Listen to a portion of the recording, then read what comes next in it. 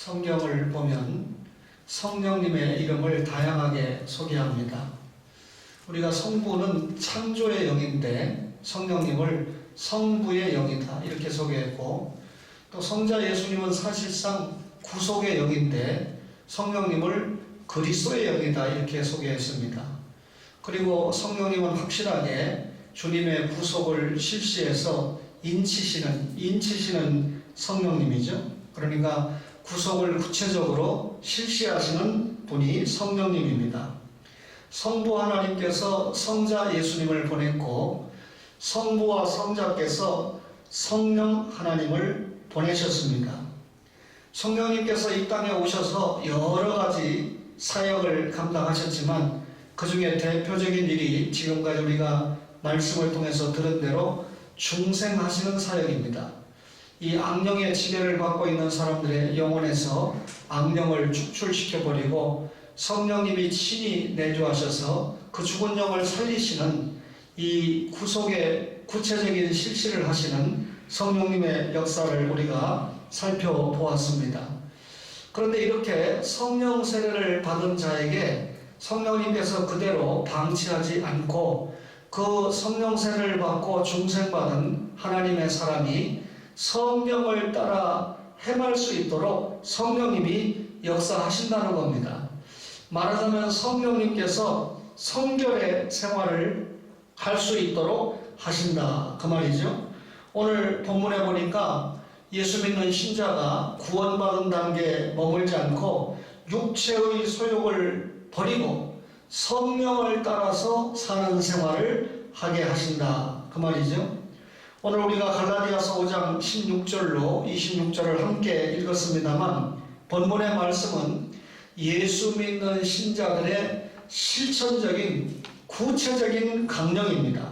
예수 믿는 사람들은 이렇게 살아야 된다 하는 것을 소개하고 있는데, 한마디로 말하면 성령을 따라 행하라, 성령을 쫓아 행하라 그런 말씀이죠. 그러면 성령을 따라 행하려고 하면 어떻게 살아야 되느냐? 육체의 욕심을 버려야 한다는 것입니다. 갈라디아서 5장 16절에 보니까 육체의 욕심을 이루지 아니하리라 그랬고, 17절에는 육체의 소욕은 성령을 거스리고 그렇게 기록을 했습니다. 바울 사도가 이 말씀을 기록하면서 성령과 육체라고 하는 두 개념을 비교해서 사용을 하면서 우리에게 성령을 따라서 행할 것이냐 아니면 육체를 따라서 행할 것이냐, 양자택일을 해라 이렇게 요구하고 있습니다. 바울은 육체를 설명하기를 아담의 범죄로 말미암아 죄에 오염된 타락한 존재로서의 인간 전체를 육체다 그렇게 표현했습니다. 육체는 하나님의 은총을 거부하는 인간의 죄된 본성을 육체다 그랬습니다. 육체는요, 인간의 지적인 타락과 도덕적인 한계성을 의미한다는 것입니다. 따라서 예수 믿는 신자가 육체를 따라서 행하는 것이 아니고 성령을 쫓아서 행해야 되겠죠. 계속해서 제가 성경 구절은 소개하지 못하지만 이 성경 말씀을 참고하면 육체는 땅에 속한 것입니다. 창세기 2장 7절에 보면 이 육체는 흙으로 지음을 받지 않았습니까? 또 육체는 하나님이 계시지 않는 사람입니다. 창세기 6장 3절에 하나님께서 말씀하시기를 나의 신이 영원히 사람과 함께 하지 아니하리니 이는 그들이 육체가 됨이라 라고 말씀을 했습니다. 하나님의 영이 사람에게서 떠나면 그 사람에게 남는 것은 사망뿐입니다. 육체뿐입니다. 이런 상태가, 사망의 상태가 육체다 그 말이죠.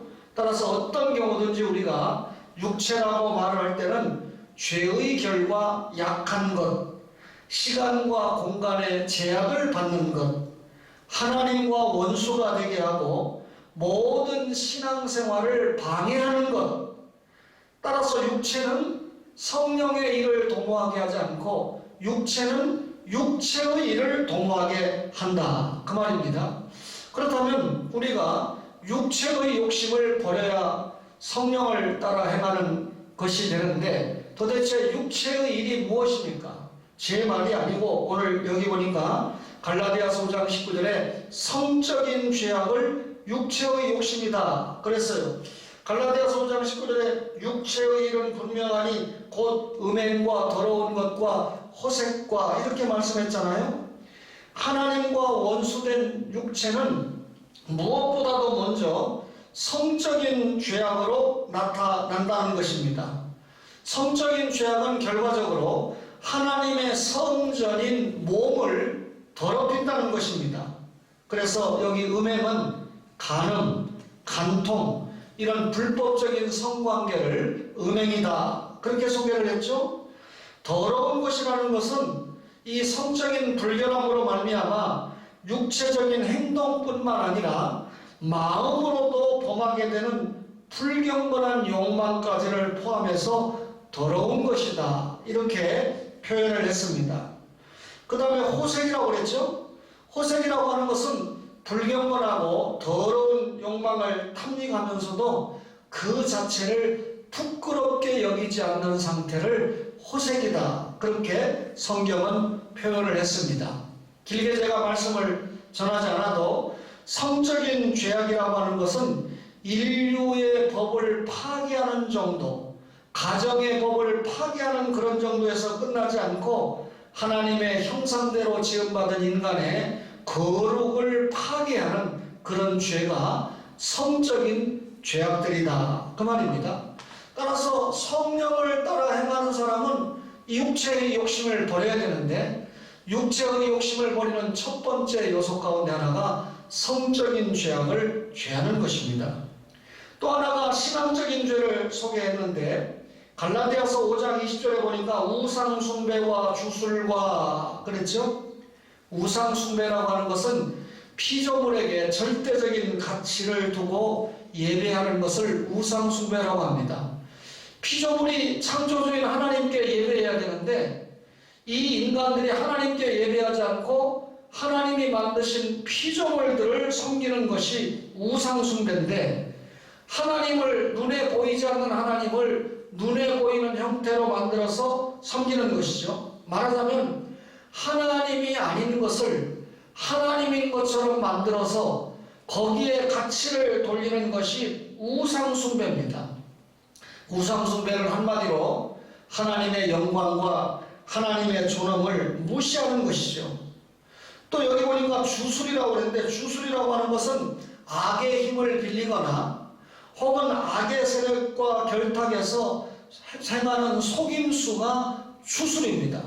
주술에 빠진 사람들은 헛된 것을 추구하고 빠져나오지 못하죠. 따라서 이 주술이라고 하는 것은 사실상 우상숭배의 이 우상숭배와 밀접한 관계를 가지고 있다 그 말이죠. 따라서 성령을 따라 행해야 되는데 육체의 욕심에 따라 행하는 사람은 신앙적으로도 우상숭배하며 주술에 빠지고 예수 믿는 신자가 점을 치러 다니고 예수 믿는 신자가 점치는 것을 말하는 것을 부끄럽게 생각하지 못하고 그렇죠? 여러분 신앙적인 죄입니다. 그게 육체의 욕심을 따라 사는 겁니다. 뿐만 아니라 육체의 욕심을 따라서 사는 것을 오늘 본문은 인간관계에서의 죄로 소개를 합니다. 5장 20절에 보니까 원수 맺는 것과 분쟁과 시기와 분냄과 당짓는 것과 분열함과 이단과 그랬죠? 원수 맺는 것은 개인적으로 원수 맺는 것, 또 민족적으로 원수 맺는 것 다 포함하는 겁니다. 그 다음에 여기 보니까 분쟁이라고 했는데 분쟁이라고 하는 것은 언쟁과 다투기를 좋아하는 기질을 말하죠. 이 분쟁을 잘하는 사람 때문에 당짓는 것이 또 분리하는 것이 스스럼 없이 나타나게 됩니다. 오늘 본문에 보니까 시기라고 그랬는데 다른 사람이 유리한 입장에 있는 것을 언제나 질투하고 다른 사람이 잘 되는 것에 대해서 앙심을 갖는 것이 시기라는 것이죠. 또 여기 보니까 분냄이 있는데 자기 마음속에 있는 노여움을 바깥으로 노출하는 행위가 분내는 것입니다. 당짓는 것이라고 하는 것은 여러 가지 의미가 있지만 이 본문에서 말할 때 당을 짓는다는 것은 이 원래 의미가 소득을 위해서 자기 품위를 떨어뜨리는 것이 당짓는 것인데, 오늘 이 본문에서는 자신의 이익을 위해서 부당한 방법을 사용하고 모략과 음모를 일삼는 것을 당짓는 것이다. 자기 이득을 위해서는 권모술수를 전혀 아무렇게나 생각하지 않고 사용하는 것이 당짓는 것이다. 그랬습니다. 여기 시기와 분쟁이라고 하는 것은 당을 짓고 분리하는 것의 원인이 된다고 그러면, 이단, 이것은 당짓는 것과 분리함의 결과가 된다는 것입니다. 그래서 예수 믿는 신자들은 이 이단을 복음을 회방하고 예수 그리스도의 십자가를 부인하는 사악한 자들을 지칭할 때 이단이다, 그렇게 복음을 회방하고 십자가를 부인하는 사람들을 이야기할 때 이단이다, 그렇게 말합니다. 그 다음에 오늘 보니까 투기를 말하고 있는데, 투기라고 하는 것은 외적으로 나타나는 질투로 남의 것을 탐낼 뿐만 아니라 오히려 그것을 탈취하기까지 하는 것을 투기다, 그렇게 설명하고 있습니다. 그렇다면 성령을 따라 행하는 사람들은 이런 것을 경계한다는 말이죠. 이런 것을 추구하는 사람들은 어떤 사람이라는 겁니까? 육체의 욕심을 따라가는 사람들인데, 이 육체의 욕심을 따라가는 사람들은 인간관계에서도 이런 죄를 짓고 있다. 원수 맺는 죄를 위시해서 이렇게 분쟁하고 분내는 죄, 시기와 질투의 죄를 범하고 있다, 그렇게 설명합니다. 뿐만 아니라 육체의 욕심을 따라서 사는 사람은 무절제의 죄를 범하게 됩니다. 우리 갈라디아서 5장 21절에 보니까 투기와 술취함과 방탕함과 또 그와 같은 것들이라 그랬습니다. 지나친 음주를 우리 주님은 언제나 경계하십니다. 여러분, 술에 취해서 흥청거리는 사람을 방탕하다, 이렇게 우리가 설명을 하지요. 하나님을 떠나서 육체를 따라 사는 사람은 언제나 방탕한 생활을 하게 되어 있습니다. 술 취하고 방탕한 생활을 하는 사람은 향락주의에 빠져서, 그러니까 우리처럼 영혼의 즐거움을 위해서 사는 사람이 아니라 육체의 즐거움을 위해서 사는 사람, 향락을 위해서 사는 사람이죠.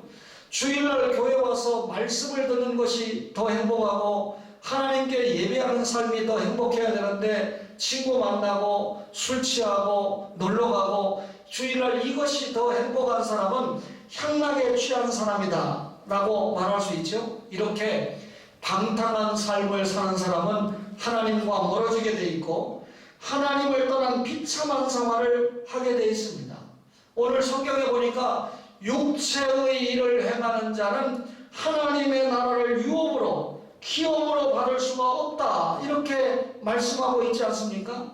말하자면 지금까지 설명한 성적인 죄악들이나 신앙적인 죄나 인간관계에서의 죄나 무절제의 죄악들이 다 하나님 나라를 유업으로 받는데 치장을 주는 죄악들이다, 그 말이죠. 무슨 말입니까? 이런 죄에서 떠나야 된다, 버려야 된다. 그러면 어떻게 사는 것이 육체의 욕심을 추구하지 않고 버리는 것입니까? 성령을 따라 행하는 것이죠. 한마디로 말하면 성령의 인도를 받아야 됩니다. 갈라디아서 5장 16절에 보니까 성령을 따라 행하라, 18절에는 성령의 인도하시는 바가 되면 그랬습니다. 성령을 따라 행하라, 이 말은 성령을 따라 행하도 좋고 그렇지 않아도 좋다, 이 말이 아니고 하나님의 절대적인 명령입니다. 성령을 따라 행하라, 이 말은 한 번만 성령을 따라 행하라는 말이 아니고 지속적으로 예수 믿고 구원받은 신자가 하나님께서 개인적으로 자신의 생을 마치고 불러주시는 그 시간까지 계속해서 지속적으로 성령을 따라 살아야 된다는 거죠. 그러면 결국 우리가 누구와 함께 사는 겁니까? 성령님과 함께 성령 안에 머물면서 사는 것이죠. 성령님과 계속해서 깊은 교제를 하면서 사는 것입니다. 여러분, 사실 예수님이 십자가에 죽으셨죠. 사흘 만에 부활하셨죠. 이 사실 때문에 여러분 진리가 되고 이 사실을 믿는 우리가 구원받은 거 아닙니까? 그런데 예수님께서 십자가 지시고 부활하실 때 성령님이 함께 하셨습니다. 그리고 이 사실이 믿어지게 하는데, 다시 말하면 우리가 새 생명을 얻게 하는데 성령님이 함께 하셨습니다. 이렇게 함께 하신 성령님을 따라가는 생활이 여러분 우리의 행복이죠. 성령을 따라서 성령의 인도를 받아서 산다, 이 말은 결국 우리가 누구의 지배를 받고 산다는 말입니까? 하나님의, 성령님의 지배를 받고 산다, 그 말이죠. 그러면 성령님의 인도를 받는 자는 어떤 사람입니까? 육체의 욕심을 이루지 않습니다. 갈라디아서 5장 16절과 17절에 보니까 너희는 성령을 따라 행하라. 그리하면 육체의 욕심을 이루지 아니하리라. 육체의 소욕은 성령을 거스리고 성령은 육체를 거스리나니 이 둘이 서로 대적하므로 너희가 원하는 것을 하지 못하게 하려 함이니라 그랬습니다. 성령의 인도를 받는 생활은 육체의 욕심을 이루지 않는다. 여러분, 우리가 성령님을 통해서 구원받고 성령님의 인도를 받으면 결국은 우리가 어떻게 살아야 되는가? 육체가 인도하는 삶이 아니라 성령이 인도하는 삶을 구체적으로 깨닫고 이해하게 한다는 것이죠. 성령의 임재, 성령의 인도를 받는 사람은 그 속에 누가 임재했습니까? 그리스도의 영이 임재했죠. 그리고 그리스도의 영에 따라서 생활을 하게 되니까 결국 누구의 성품을 담게 합니까? 성령님은 우리 속에서 우리로 하여금 그리스도의 성품을 담도록 하시지 않습니까? 그래서 그리스도의 성품을 닮은 그 사람을 불의의 병기로 사용하지 않고 의의 병기로, 죄의 병기로 사용하지 않고 하나님의 도구로 사용하도록 하신다, 그 말입니다. 따라서 성령의 인도를 받아 사는 사람은 육신의 만족을 위해서 살지 않고 하나님의 말씀을 이루기 위해서 자신이 누리고 싶은 육신의 만족을 제어한다는 것이죠. 그래서 주일날 육신의 만족을 제어하고 하나님의 일을 생각하면서 주님의 성산에 올라온 여러분과 저는 인간적으로 육체의 욕심을 이루지 않고 성령의 인도를 받고 이 자리에 앉아서 예배를 드리시고 있다라고 하는 것입니다.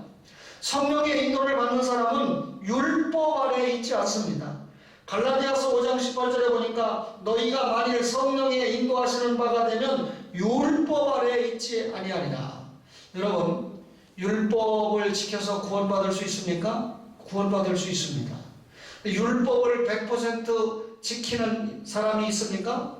아담이 범죄한 이후에 어떤 사람도 율법을 지켜서 구원받을 수 있는 사람이 없습니다.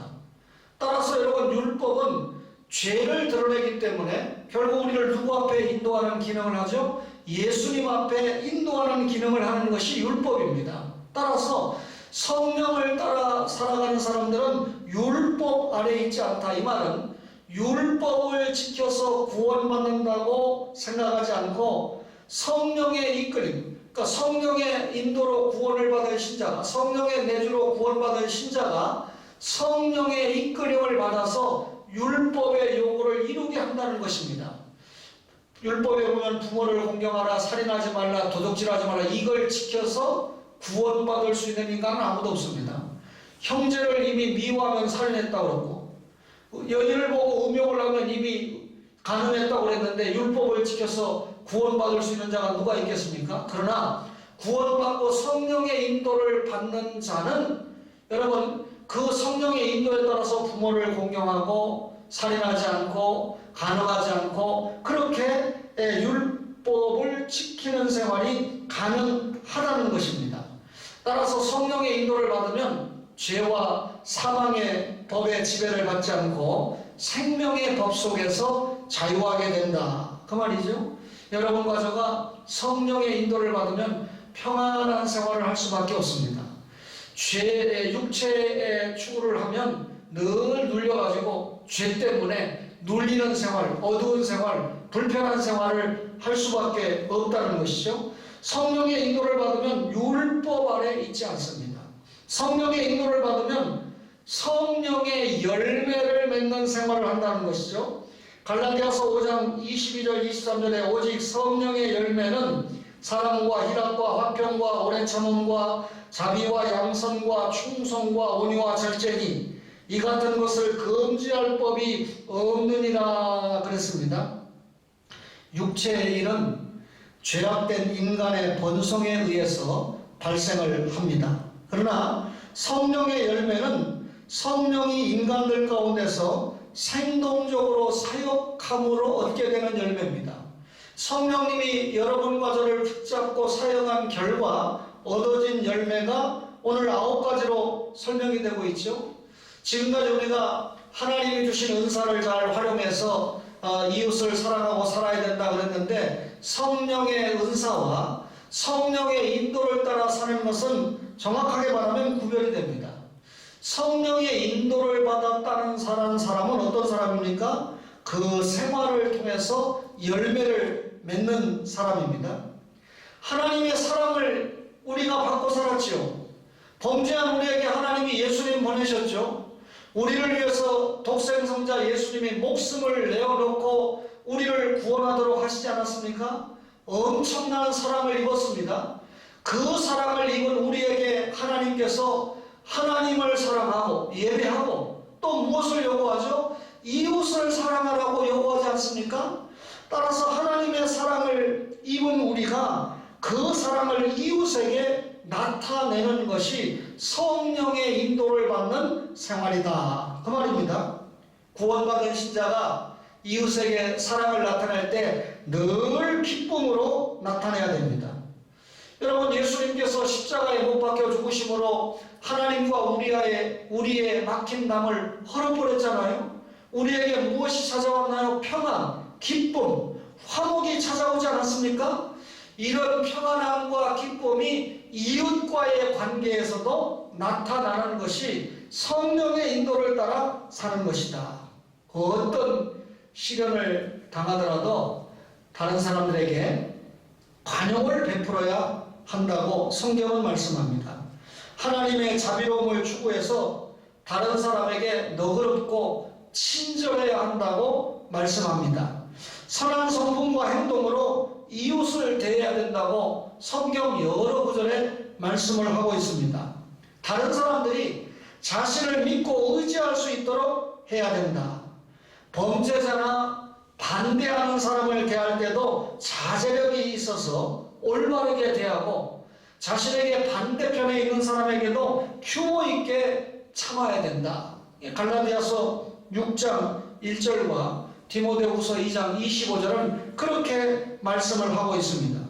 육체의 소욕, 특히 성적인 욕구를 자제해야 된다고 고린도전서 7장 1절 이하에 말씀을 하고 있습니다. 여러분, 성령의 열매를 맺는 생활을 하는 사람이 성령의 인도를 받는 사람이다. 성령을 따라 행하는 사람이다, 그 말입니다. 율법의 요구를, 성령의 인도를 받는 사람은 사실상 성취한 사람입니다. 성령을 통해서 구원받았죠. 그리고 이 성령의 인도를 따라서 율법의 요구를 다 성취해가지 않습니까? 다시 말하면 예수님이 율법을 폐하려 하지 않고 완성하러 오셨다고 하는 것처럼, 구원받고 성령의 인도를 받는 사람은 하나님의 법인 율법을 버리는 것이 아니라 그 법을 지키면서 살아간다, 그 말이죠. 따라서 자신의 신앙 행위로 말미암아 성령을 따라 사는 사람은 선한 열매를 맺어야 된다는 것입니다. 예수 믿는 신자가 말로만 믿고 머리로만 믿는 것이 아니라, 여러분, 사람의 이름을 이야기해서 안 됐습니다만 도울이라고 하는 사람 잘 알죠? 한신대학교 나온 사람, 그 사람은 아무리 봐도 머리로 예수를 알고 또 말로만 예수 이야기를 하지 전혀 예수님의 십자가와 부활을 믿지 않는 사람입니다. 이런 사람들이 불화공원에서 자꾸 기독교를 이야기하고 예수님을 이야기하는 것만큼 기독교 신자나 교회는 손해를 보고 있죠.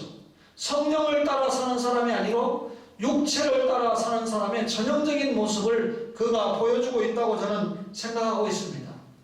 정과 욕심을 십자가에 못 박는 생활, 성령을 따라 사는 생활은 마지막으로 정과 욕심을 십자가에 못 박는 생활입니다. 갈라디아서 5장 24절에 보니까 그리스도 예수의 사람들은 육체와 함께 그 정욕과 탐심을 십자가에 못 박았느니라 그랬습니다. 한마디로 말하면 그리스도와 연합된 삶을 산다 그 말이죠. 예수님을 만나기 전에 모든 본성을 어디에다가 척결합니까? 십자가에 못 박아서 척결한다는 것입니다. 다시 말하면 정과 탐욕을 십자가에 못 박는다고 하는 것은 예수님께서 나의 죄를 대신해서 십자가에 죽은 것을 믿는 신자가 자기의 과거에 예수 믿기 전에 모든 본성을 철저하게 회개한다는 뜻입니다. 여러분, 회개하면 어떻게 됩니까? 예수님 앞에 회개하면 어떻게 됩니까? 성령의 인도를 따라서 새로운 생활을 하게 된다는 것이죠. 그 새로운 생활이 뭡니까? 육체의 욕심을 이루지 않고 율법 아래 있지 않고 성령의 열매를 맺는 생활을 한다. 예수 믿는 신자들이 사실상 선한 열매를 많이 맺습니다. 그럼에도 불구하고 이 교회와 성도들이 맺는 선한 열매는 이 나라의 젊은이들과 이 불신자들 세계에 퍼지지 않고 어쩌다가 잘못된 목사나 장로들이 한 번씩 큰 이 죄악들을 터뜨리면 그것이 마치 기독교의 본질적인 모습인 것처럼 투영이 돼서 안티기독교가 양산되고 교회의 본질적인 모습이 확산되지 않는 안타까운 현실입니다. 여러분, 정과 욕심을 십자가에 못 박아야 된다. 여러분들이 다 알고 있는 일이지만 그 공개적으로 새벽에 이 자기의 사업장에서 찬송가를 틀고 그것 때문에 목사의 발걸음을 향하게 하고 그리고 또 우리 교회까지 이렇게 오시게 되는 계기가 됐는데 쉬운 일이 아닙니다. 그 말은 나는 예수 믿는 신자다. 식당에 가서 기도를 하고 식사를 하면 나는 예수 믿는 크리스찬이다. 성령의 인도를 받는 사람이다 라고 하는 것을 공개적으로 드러내는 일이잖아요. 그 식기도를 해놓고 여럿이 모여서 금방 목사가 어떻고 교회가 어떻고 하고 팔을 갈라서 또 이야기하니까 참 우리의 대화가 조심돼야 되죠. 여러분, 성령님에 대한 설교 다음 주 한 번 더 우리가 듣게 될 터인데 여러분과 저가 성령을 통해서 구원받았습니다. 성령님이 내주하십니다. 그러면 성령님이 인도하는 대로 생활해서 육체의 욕심을 이루지 않고 성령의 열매를 많이 맺는 여러분과 저의 신앙생활이 되시기를, 교회생활이 되시기를, 가정생활과 직장생활, 경영하는 기업생활, 학교생활이 되시기를 주의 이름으로 간절히 바랍니다.